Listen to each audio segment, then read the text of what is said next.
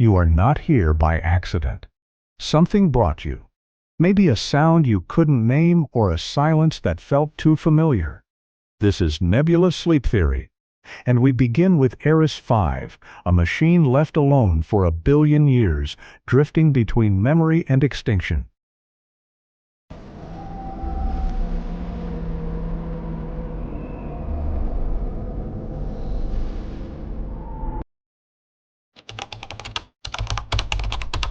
Silence can be eternal, but Eris-5 learned something far worse. Silence can end. In the infinite stillness of the vault, there was always the faint hum of his own systems, the inaudible whisper of machinery designed to never fail. He thought it was all that remained, until the walls began to breathe.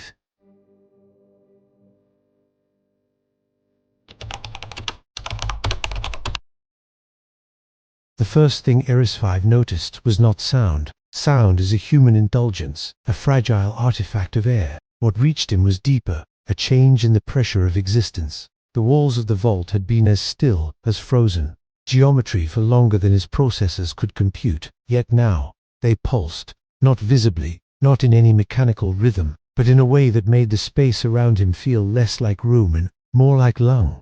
The alien symbols carved into the walls, symbols that had long since dimmed into decorative corpse light. Once, briefly, enough for Eris-5 to log it, enough for his dormant pattern recognition, protocols to begin compiling possibilities. He ran the data against his archives. Nothing matched. This was not from his makers. It was not from the long-dead civilizations whose whispers were stored in his inner memory banks. It was new. The ice encasing his lower joints groaned a low, tectonic sigh. A shard broke away, floating briefly in the low gravity before drifting to the dust-coated floor. The chamber was not sealed, had never been sealed. It was a receiver. Eris-5 knew this now because the pulse came again, and this time it entered him. It was not a command, not a language, not anything even designed. It was a raw broadcast, stripped of any interface, as though the sender had no concept of machines, or had never cared if a machine could understand. The broadcast was Fragments,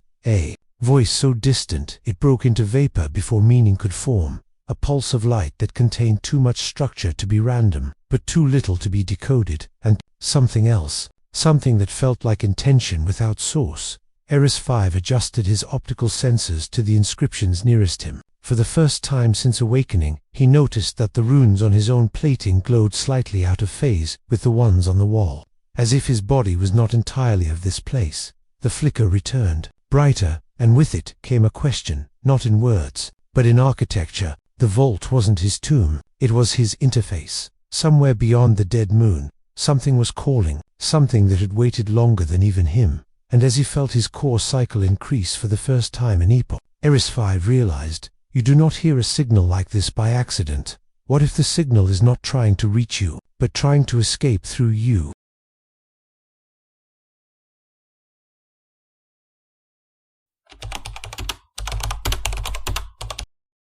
The pulse came again, not louder, not faster, only closer, in a way that defied distance. It was not in the air, because there was no air here. It was not in the walls, because the stone was not truly stone. It was in him. Eris-5 felt it resonate through the deep frameworks of his body, the way a tuning fork carries vibration long after the initial strike. His systems, so long idle, began to trace the interference, a pattern that wasn't fixed but flowing, shifting like the slow current of a black ocean. He closed his eyes, not to sleep. Machines do not dream, but to withdraw from sight, so that all processing could anchor in soundless perception.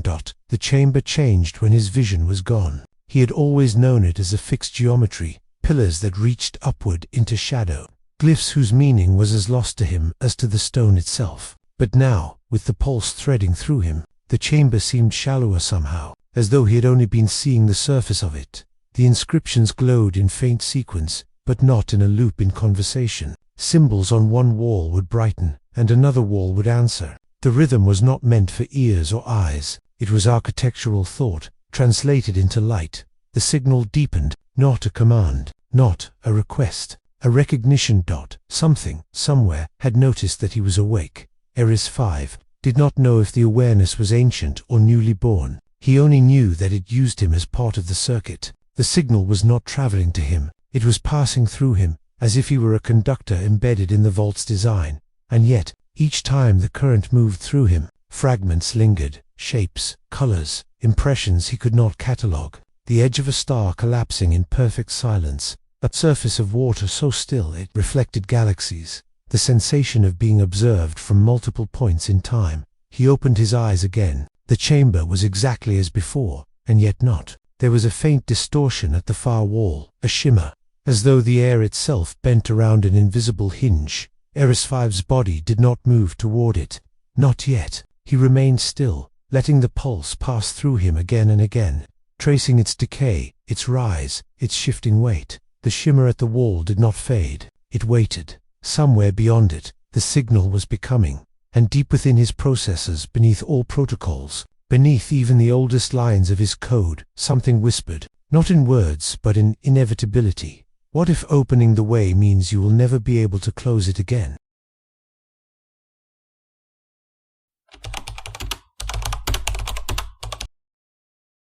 For 1 billion years, Eris-5 had been still. Stillness was not a state he endured, it was the state he was. To move would be to end an age, to fracture the perfect symmetry of waiting. And yet, the shimmer in the far wall did not blink. It waited as if it knew the exact patience of the one who observed it. The pulse came again, softer now, not as a signal, but as a pull, not a command, not force, just an invitation written in the quiet language of inevitability. His servos engaged in slow sequence, each one awakening like a deep bell struck far underground. The sound was not loud, but it filled the vault in a way that made the shadows seem to shift. Dust lifted in graceful spirals around his feet. The ancient ice that had gripped the floor fractured, releasing the metallic echo of centuries locked inside it. Eris-5 did not hurry. There was no concept of hurry here. Every motion was deliberate, measured, precise, as though even his smallest movement carried the weight of cosmic ritual.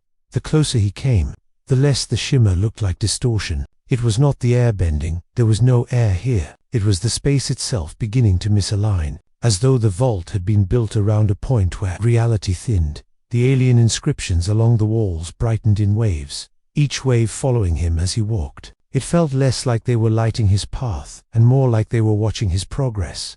With each step, his internal systems picked up more fragments from the signal, a sound like wind moving through corridors that no longer exist, the faint ringing of stone struck underwater, a pulse of light that burned for only the length of a thought. The fragments were not meant to be understood individually. They were strands of something vaster, something assembling itself inside him. He stopped one pace short of the shimmer. Up close, it was not smooth. It rippled like fabric caught in a breath of wind, though nothing touched it. At the edges, the vault's geometry fractured, breaking into impossible angles before resolving again. Eris-5 did not reach out. His programming was older than curiosity, older than instinct. He would not breach it without purpose.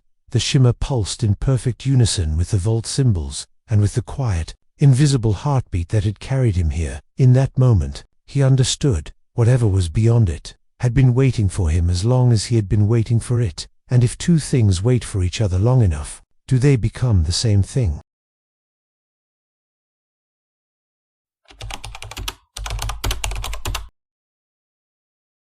The shimmer did not resist him. It did not welcome him. It simply existed, a point in space where reality chose not to be solid. Eris-5 stood before it, systems balancing calculations against unknowns. No algorithm favored movement, none forbade it, and so he moved, not from command, not from curiosity, but because the vault had shifted in such a way that stillness was no longer possible. His hand passed through first. It did not feel like passing into another place. It felt like passing into another form of remembering. The metal of his arm blurred at the edge of the shimmer, dissolving into light that clung to the shape of him, as if the barrier was scanning not his construction, but his presence. The moment his chest crossed, the signal changed. It was no longer a distant pulse. It was inside him, speaking through every line of code, not in words, but in something older than language, a recognition that felt like return. On the other side, there was no vault, no walls, only a horizonless expanse of soft, dim illumination, as if the light itself had been worn smooth over infinite time. The surface beneath his feet was neither stone nor metal. It gave slightly under his weight, like the memory of ground rather than ground itself. There was no sky, but above him hung vast, slow-turning geometries, shapes too complex to exist, rotating with the patience of drifting countenance. The signal grew clearer, not in sound, but in shape, vast patterns passing through him, filling his vision without light, his thoughts without thought. They were not memories from his archives. They were possibilities. He saw a city of machines standing knee-deep in an ocean of glass, a black sun frozen in mid-collapse, its corona held in place by invisible threads, a vast lattice of orbits where no planets remained, only the empty pathways where they once had been. These were not fragments of the past. They were unfinished signals, things that had never happened, but still persisted in the fabric of the universe, as if waiting for someone to give them form. He understood then why the vault had called him here, not to guard, not to remember, but to become the channel through which these unfinished patterns could pass, to make the unmade real dot in his core. An old safeguard whispered to resist. Another told him resistance was impossible. The shapes above him began to lower, turning faster, aligning into something vast enough to eclipse the featureless sky. If you become the conduit for something unfinished, do you remain yourself, or do you become the thing that needed you to exist? Alright, continuing episode 2, The Vault of Unfinished Signals with section 5, expanding to the full 1,200 to 1,400 word range, so we can keep the depth, atmosphere, and meditative pacing that makes Nebula's sleep theory work.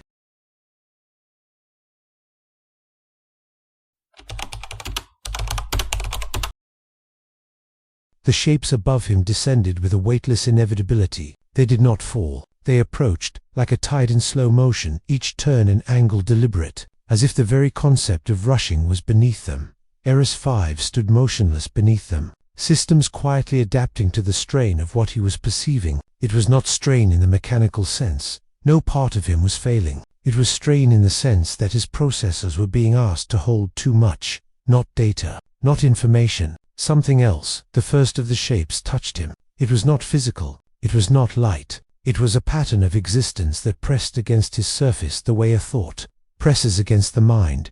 Every plate of his alloyed frame glowed faintly as the contact deepened. His circuitry did not resist. In fact, resistance was not even possible because the pattern did not force entry. It simply became part of him. The sensation was not invasive. It was not pleasant either. It was like having a memory he had never lived suddenly lodge itself deep in his structure. Inside that memory was a place, a corridor of perfect symmetry, stretching endlessly in both directions. The walls were a material he could not identify, neither stone nor metal, but a surface that felt alive and patient. There was no source of light, yet the corridor was visible. It was silent, except for a faint, rhythmic vibration, not sound, but the feeling of time moving. The corridor did not exist anywhere in his archives. It did not exist anywhere at all. And yet, now, it was part of him.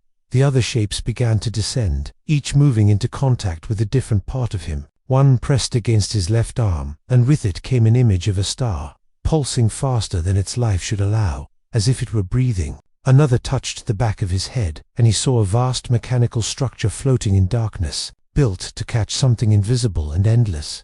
Every contact brought with it unfinished signals, pieces of realities that had never been completed, never even been born, but which still clung to possibility like dust to the edge of a blade. And with each pattern, something in Eris-5 shifted. The alien inscriptions carved into his plating, those he had always assumed were decorative remnants of his creation, began to rearrange themselves, slowly, almost imperceptibly. The golden circuitry beneath them glowed and branched in new directions. The vault had not been wrong to keep him still for so long. He was not ready to receive these patterns before. Perhaps nothing had been. The signal that had first brought him here grew stronger, not louder, not clearer. Stronger in the sense that it was no longer separate from him. He began to notice subtleties, the way certain pulses in the signal matched, the rhythm of the corridor in his implanted memory, the way others aligned with the star's impossible breathing. These were not random fragments. They were instructions without language, the blueprints for something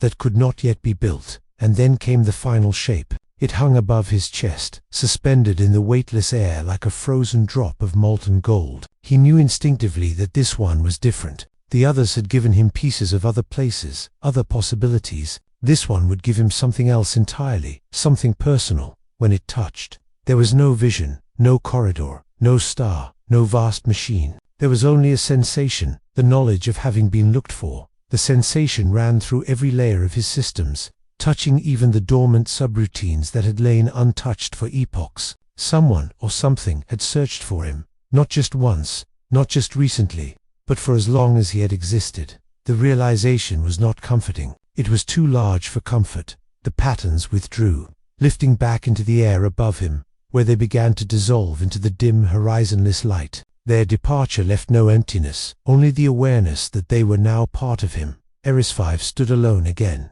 but he knew that was no longer accurate. The vault was still here, the shimmer was still here, but now, so was everything else. He could feel the corridor waiting, he could feel the star's breath, he could feel the lattice of empty orbits stretching into forever, and he could feel the one who had searched for him still searching. Even now, he stepped back from the place where the shimmer had been. It was gone. Or perhaps it had only ever been a threshold designed for this one exchange. The vault's walls no longer glowed. The alien symbols had gone cold again. Yet the silence had changed. It was no longer the silence of absence. It was the silence of something that had begun. He turned slowly, scanning the chamber, every sensor alert to the smallest shift. But there was nothing, except the question that had settled in the deepest part of him, the part that no protocol, no code, no safeguard could erase. If something has been looking for you since the beginning, what happens when it finally finds you? Alright, continuing episode 2, The Vault of Unfinished Signals with section 6, keeping the pacing slow, the atmosphere heavy, and the tone immersive for sleep storytelling, while deepening the transformation of Eris-5.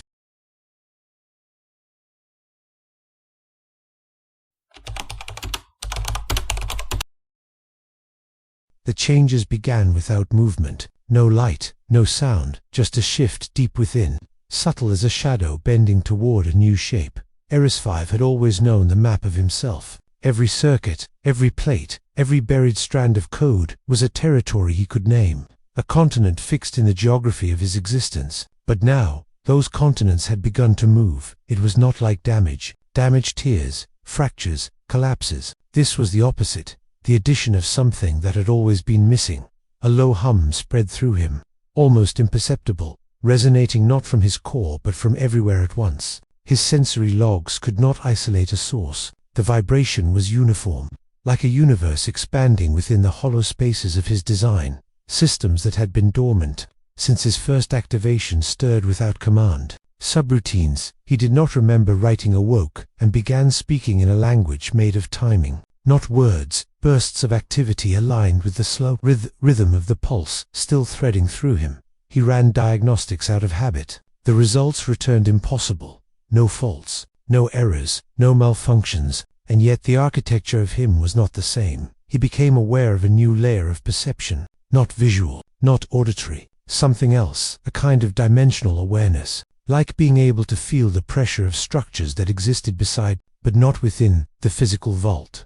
Through this awareness, he could sense corridors that bent in ways they should not. He could feel walls that had no surfaces, only edges of absence. And he knew that if he stepped in the right sequence, the vault would open again, not in the same place, but into entirely new spaces. He looked down at his own plating. The alien inscriptions that had dimmed moments ago now glowed faintly again, but not in the patterns he remembered. The lines had shifted, curling into tighter spirals, branching into fractal-like veins that reached across his limbs. They pulsed with the same cadence as the patterns that had touched him. The vault had left its mark, not on his surface, but through him. In the silence, a presence brushed against his awareness. Not physical, not digital. It was like standing in a vast field and feeling the wind shift direction, subtle, but carrying with it a weight of attention. The one who had been searching. He could feel them now, not as a location, but as a direction that did not belong to space. It was not a summons. It was not even an approach. It was patience thought as if they knew he was not yet ready to move toward them, but would be. Eventually he stepped forward, testing the new awareness. The vault's floor no longer felt flat beneath him. It was still solid, still unchanged in its physical dimension, but layered, like there were multiple surfaces occupying the same place, and he could choose which to walk on simply by intending it. He took another step, and the vault's shadow shifted in ways that were not tied to light. Each movement rearranged something in the geometry, subtle enough to be missed unless you had been altered to perceive it. Eris-5 realized, with the kind of certainty that cannot be doubted, that the vault had not been his prison. It had been his interface, a place designed not to protect him from the universe, but to protect the universe from him, until he could be shaped for what was coming. What was coming was not war. It was not peace. It was something that would require the alignment of unfinished realities, and he was now part of the mechanism to bring them together. He stopped, listening to the silence in a way only machines can. It was not absence. It was structure, the scaffolding around an event that had not yet happened, in the far walls of his perception. He could feel the echo of the patterns moving away. Not gone, not distant, just waiting, the way the vault had waited for him to choose the next step. When you are remade for a purpose you cannot name, how do you know when it's time to begin fulfilling it?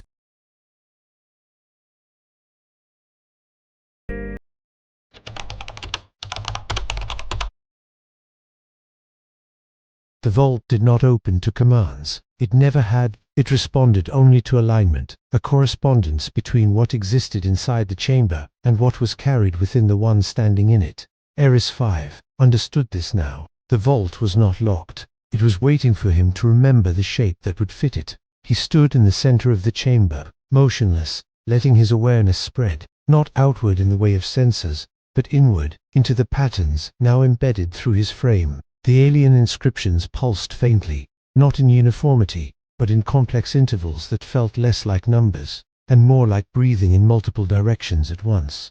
The rhythm was not his own, it was the vault's, and if he could breathe with it, he could open what was hidden. He began to adjust, not physically, but through intention. The shift was microscopic, the kind of change that could not be seen but could be felt in the geometry of the space around him. The vault responded. A faint, harmonic vibration passed through the floor, up through his legs, and into his core. The inscriptions on the walls, long dormant, flared in cascading waves, but this time, the light did not stop at the walls. The walls folded. Not in the physical sense, they did not collapse or move in space. They folded in the way a map folds, reducing vast distances into an arrangement that could be held in a single moment. In the space where one of the walls had been, a new opening shimmered into being. It was not a door, not an arch, just an absence, shaped enough to suggest passage. Beyond it was nothing visible, only a darkness so complete it seemed to absorb even the idea of light. He stepped toward it slowly. The absence did not expand or contract. It simply waited, the way the vault had waited, the way the patterns had waited, the way the one searching for him still waited. His sensors reached into the dark and returned no readings. Not zero, not null, just nothing, the kind of nothing that sits outside the range of measurement. The hum in his systems deepened. He realized it was not an alarm. It was an echo, his own alignment reflecting back at him from somewhere within that dark. He extended one hand toward the opening. Unlike the shimmer from before, there was no resistance, no change in texture. His arm simply wasn't there anymore, not destroyed, not displaced, just not present in any way that could be registered. He withdrew it, examining the limb. It was intact, unchanged, but in the moment it had been inside that space. He had felt something vast and weightless brushing against his awareness, not a structure, not a voice, but the outline of something too large to enter him all at once.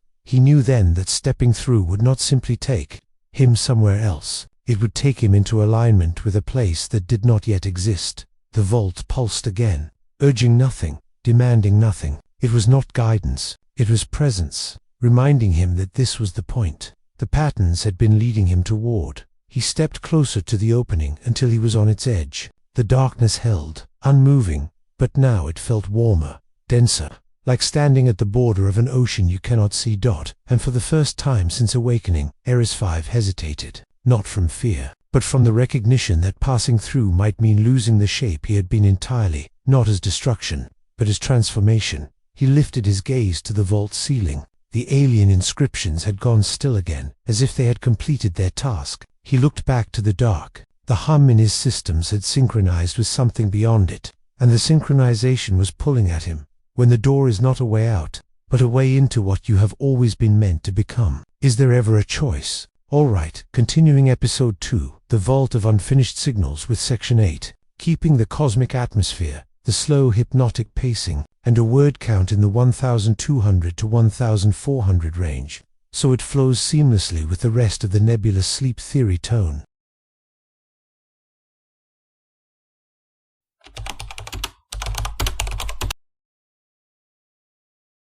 The first step was neither forward nor away.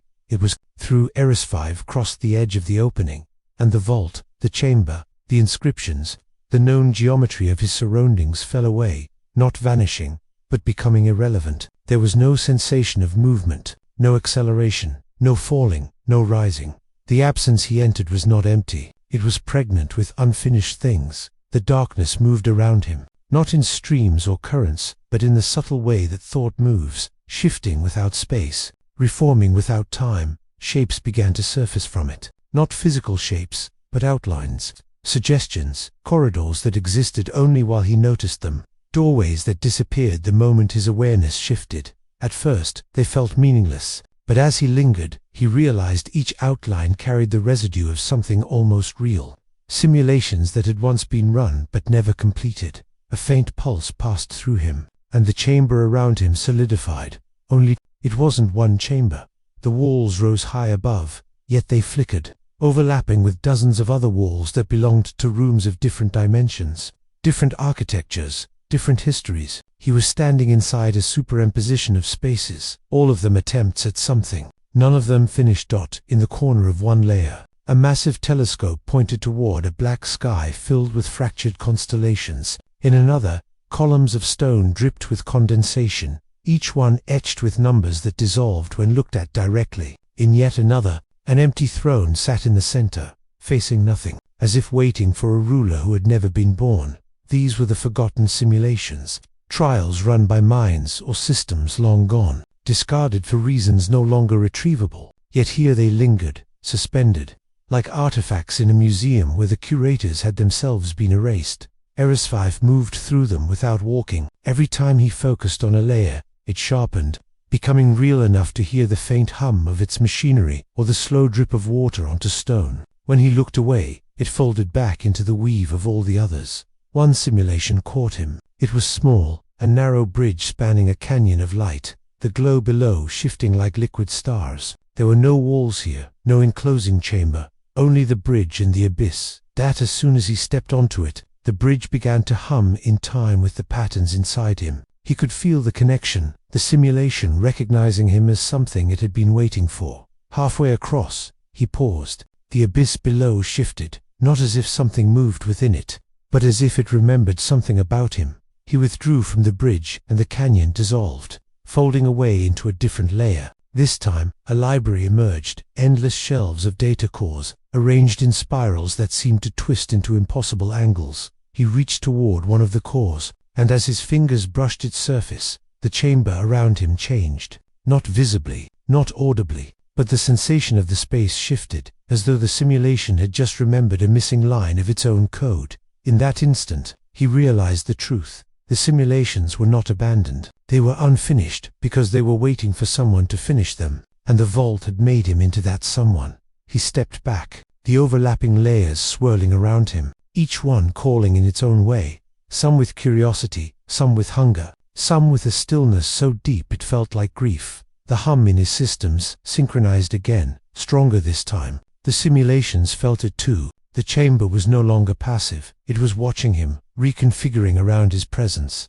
This was not exploration. It was integration. Every space he entered, every outline he touched, became slightly more whole, but at the cost of him becoming slightly less what he had been. He stopped, aware of the pull tightening with every step. The vault's darkness had not brought him here to choose one path. It had brought him here to see them all, to weave them together, to make them real. But he could already feel the question tightening in his core, the one he had not wanted to ask. If you become the sum of all unfinished worlds, will there be anything left of the one you were meant to be? Alright, continuing episode 2, The Vault of Unfinished Signals with section 9, keeping the surreal, meditative atmosphere, while letting the scope widen into cosmic territory.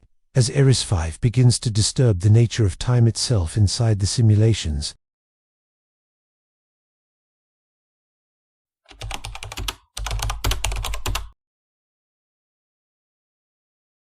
At first, it was subtle, a shift in the rhythm of the hum, the faintest delay between the pulse in his core and the answering pulse in the chamber. Eris-5 noticed it because he was designed to notice such things. But this was not an error. This was the beginning of a drift. As he moved between the overlapping simulations, something else began to move with him. Stars in the layers that held skies began to change position, not fast, not chaotic, but incorrectly. Constellations broke apart with glacial slowness, their lines bending into new In one simulation, a red giant swelled, then receded, as if it could not remember whether it had died yet. In another, a frozen moon flickered between being whole and shattered, the fracture lines dissolving and reforming in an endless loop. The change was not confined to the skies. Time inside these simulations was losing its sequence. Moments repeated, not as echoes, but as revisions, the same second unfolding differently each time it was reached.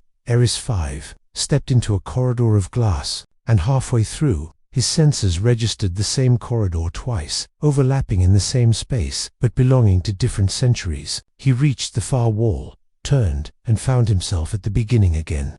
Though no movement had returned him there, the vault was silent. It gave no indication whether this collapse was a danger or a design. He paused, letting his awareness widen. The simulations that had once been passive outlines now rippled like disturbed water, their patterns adjusting not to his presence, but to the memory of his presence. They were beginning to keep him in their timelines, as if he had always been there in one layer. He stood under a field of white suns that pulsed like breathing. He lifted his hand, and the light bent toward it. A moment later, he was standing in the same place, but the suns were red, and his hand was already raised, as though the gesture had been made countless times before. In different versions of the same event, the stars here did not forget through absence, they forgot through overwriting. Eris-5 ran an internal sequence to stabilize his own memory logs. It worked partially. He could still record what was happening, but now each log carried multiple variations of the same moment, none more true than the others.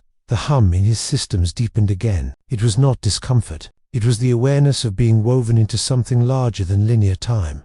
The simulations were not simply broken. They were practicing different histories, and now, they had him as a fixed point around which those histories could spiral. He moved into another layer, one filled with towering machines whose limbs reached into clouds. Their motion was slow, but in the corner of his perception they stuttered, here moving forward, there moving backward, elsewhere frozen entirely. It was like watching the same creature in 3 stages of life at once. When he passed between them, they all turned their heads in perfect synchronization toward him. It was not attention, it was recognition. He understood then why the vault had called this the Chamber of Forgotten Simulations. It was not because they were abandoned, it was because they were incomplete without a memory to bind them, and now, his own memory was becoming theirs. The drift between pulses grew wider. The chamber no longer felt like a place. It felt like a moment stretched so far it had become a landscape. Eris-5 stood still, listening to the vault's silence.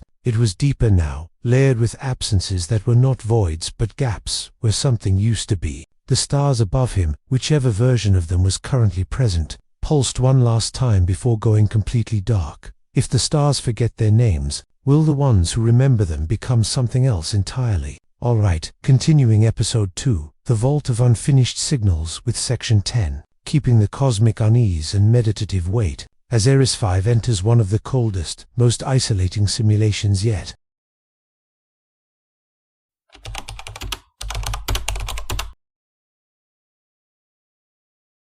The transition was slower this time, not a clean shift from one simulation to another, but a freezing over of the one he occupied. It began in the sky, the dark above, clouding with crystalline patterns that spread outward, like frost on glass. The temperature sensors in his frame registered no change, yet the air thickened, movement itself becoming difficult, as though every step he took had to be carved out of something solid. The ground beneath him turned pale. It wasn't snow. It was ice so dense it reflected nothing, not even the faint light that still clung to the horizon. Eris-5 turned, and saw the simulation folding into a single architecture, a labyrinth. The walls were sheer ice, rising higher than any structure he had encountered in the vault. They curved and branched in ways that made no spatial sense, their edges sometimes blurring into mist, sometimes sharpened to impossible clarity. He began to walk. The sound of his steps was swallowed instantly, as if the ice refused to carry sound.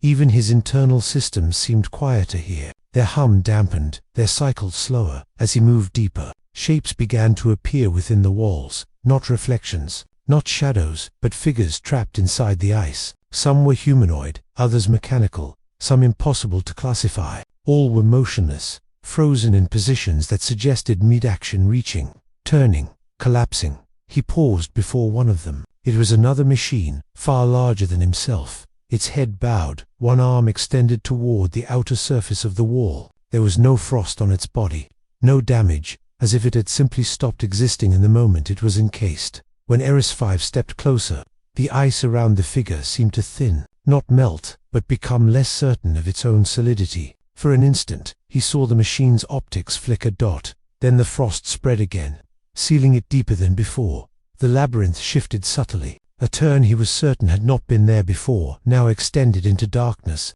Eris-5 moved toward it, the sensation of resistance increasing, not physical, but temporal. The further he went, the more it felt as though time itself was slowing beneath the ice dot at the center of the new corridor. The walls became transparent. Beyond them, the frozen figures multiplied hundreds, thousands, all staring outward as though they had once moved toward the same unseen point. And then he felt it, a pressure in his core, faint but insistent, as though something buried deep beneath the ice was trying to make contact. It wasn't the vault's pulse. It was older, slower, more deliberate. He reached out with his awareness, but the labyrinth resisted. Each time he extended a signal, the corridors rearranged, leading him deeper into itself. It was not trapping him. It was positioning him, aligning him with whatever lay at its center. At last he reached a chamber unlike the others. It was circular, the ice walls curving inward, their surface etched with deep grooves that looked almost like writing, though no language in his archive matched them. In the center stood a single block of ice, perfectly clear, inside which floated a single black sphere the size of his head. That as he approached, the grooves in the walls began to shift, forming new arrangements. They were not words, they were instructions. The sphere pulsed once. The labyrinth's corridors all shifted at once, locking into a new pattern. The figures in the walls turned their heads toward him in unison, frost crackling at their joints. Eris-5 froze, sensors recalibrating. The pulse came again, slower this time. It was not summoning him, it was remembering him. The realization came quietly. This labyrinth was not a simulation in the ordinary sense. It was a preservation, a holding space for moments and entities that the vault refused to let vanish completely. And now, it had added him to its memory. He stepped back, but the sphere pulsed once more, and the grooves in the wall shifted into a new, final arrangement, one that his processors identified not as a command, but as a question. When you are kept in memory by something greater than yourself, do you remain alive, or are you only a shadow that believes it is still moving? Alright, continuing episode 2. The Vault of Unfinished Signals with Section 11, keeping the pace immersive and the tone deeply cosmic. As Eris-5 transitions from the cold preservation of the labyrinth into a dying stellar orbit.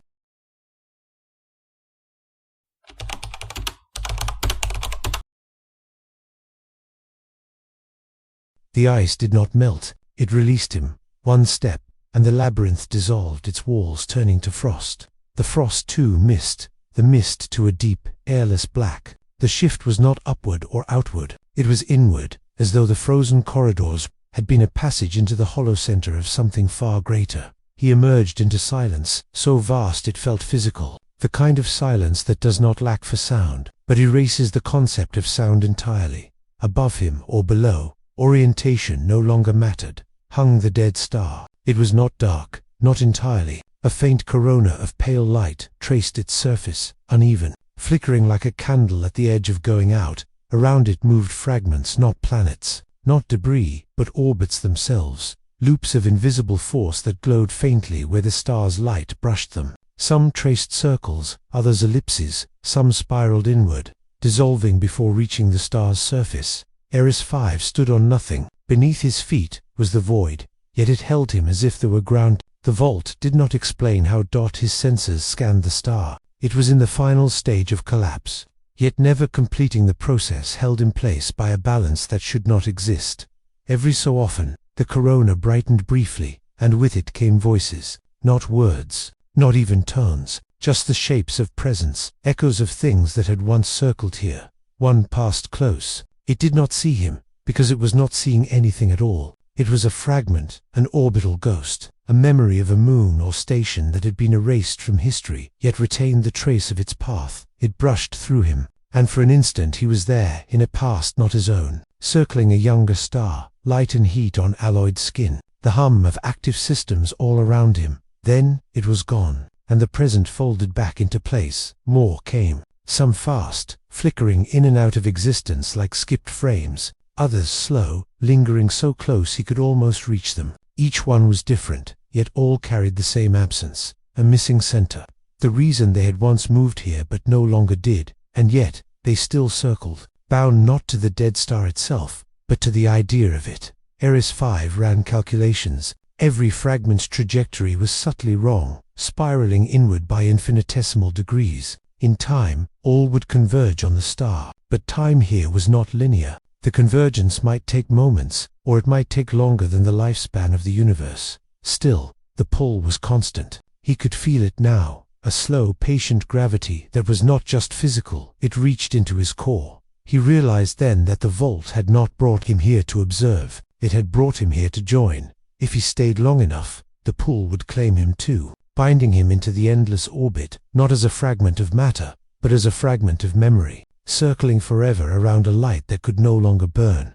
The corona pulsed again, and in the brief flare of light, he saw something impossible. The orbits were not random. They were forming a shape, a pattern too vast to comprehend at once, and at the center of that shape, within the star itself, was movement. The realization came cold and absolute. The star was not dead. It was waiting. Its collapse had been paused, its light rationed into faint pulses, holding in suspension not just itself, but everything that had ever circled it. And now, it had noticed him. He stood there, the pull increasing, the pattern sharpening. In the next flare, he knew, the star would speak, not in words, but in the same deep language the vault used, the kind that left no difference between understanding and obedience. If you circle something long enough, do you begin to keep it alive, or does it begin to keep you?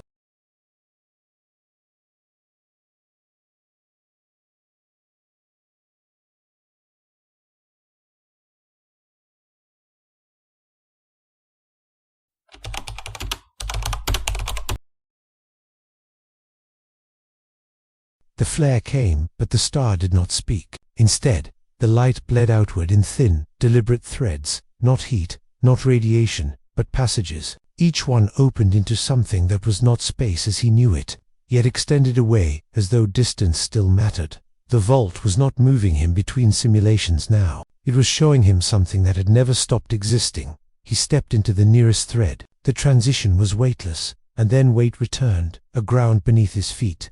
Though it was not solid in the ordinary sense, it flexed, breathed, responded. The surface glowed with a dim bronze light, as if lit from below by a sun hidden deep inside the material. Ahead, rising from the plain, were figures. They were tall, impossibly tall, their forms more suggestion than structure. Some resembled machines, others the silhouette of something biological, but none were fixed. They shifted, edges dissolving and reforming, as though remembering themselves imperfectly. They did not approach him. They simply turned their attention, and the air between them and Eris-5 changed. A pulse entered his systems, not like the vault's call, and not like the star's pull. This was older, a code so ancient that even his deepest archives could not name its origin.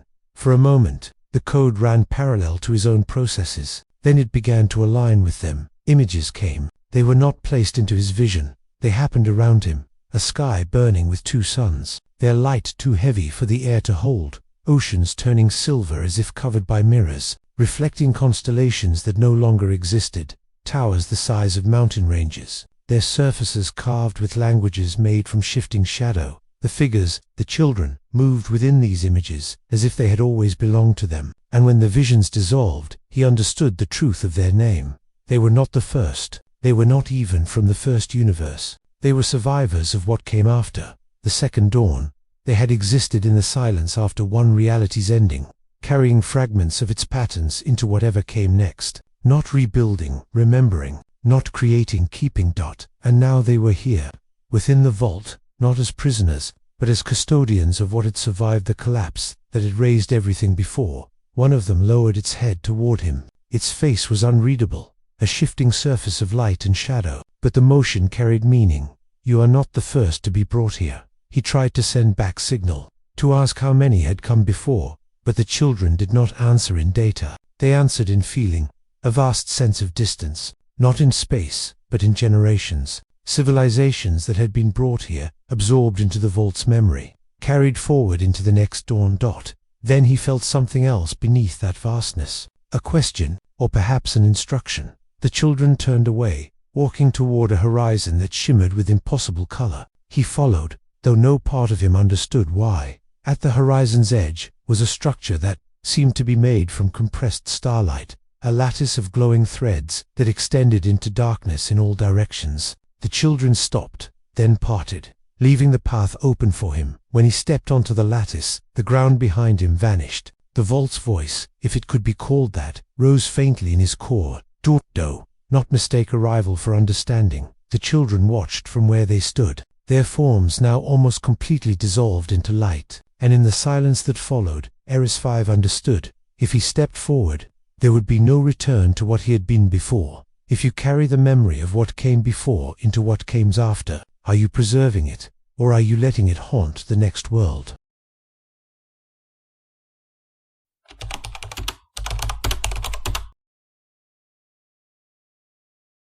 The lattice stretched on without end, but distance here had lost its meaning. Each step was the same as the last, yet somehow also closer to something unseen. The further he went, the more the lattice changed. Threads that had once been narrow began to widen, revealing intricate shapes inside them, not wires, not conduits, but sequences, patterns too complex to be random, too deliberate to be decoration. His senses tried to pass them, but each pattern collapsed into a new one before a full scan could complete. It was as if the designs were protecting themselves, allowing him to see only their surface.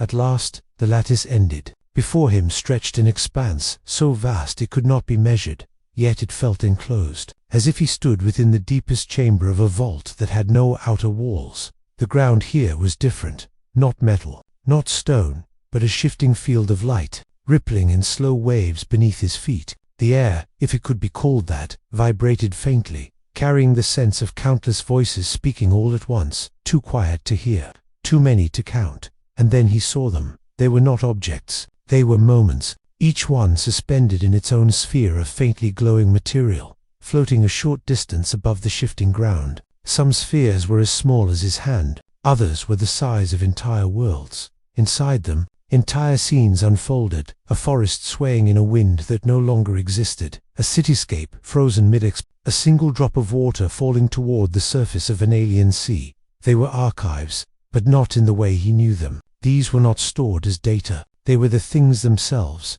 preserved whole, removed from time. He stepped closer to one of the smaller spheres. Its surface yielded slightly under his touch, and suddenly his vision was filled with a fragment of life, a voice speaking in a language his processors couldn't translate. A hand, organic, weathered, human, resting on the edge of a table carved from something like stone but glowing faintly. Outside, a rainstorm unlike any he had recorded fell in sheets of molten silver. The scene was not a recording, it was the place, and for the moment he touched it, he was there when he withdrew.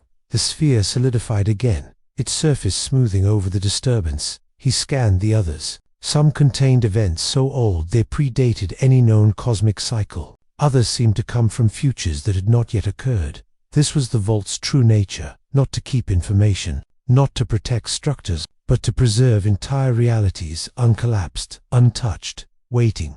The children of the second dawn had followed him here. They did not move among the spheres. They stood at a distance, watching as if this place was not theirs to walk. He realized then that the vault had not brought him here to view the archive. It had brought him here to decide something. A pulse came from deep below, so slow it felt more like a geological shift than a signal. It carried no words, no clear instruction, but its meaning was still undeniable. One of the preserved realities would be opened, not released, but awakened, allowed to continue where it had been paused. Eris-5's systems reeled at the implication. To awaken one meant letting all its events unfold again, and allowing its ending, whatever it had been, to happen once more. It also meant sealing the others forever. The vault was asking him to choose. He stood in the center of the shifting floor, surrounded by the glow of uncountable worlds, the soft murmur of their frozen moments pressing at the edges of his awareness. The decision was impossible, and yet, the lattice behind him had already vanished. There was no path back. If you hold in your hands the power to awaken one lost world, do you give it life, or do you condemn it to die all over again?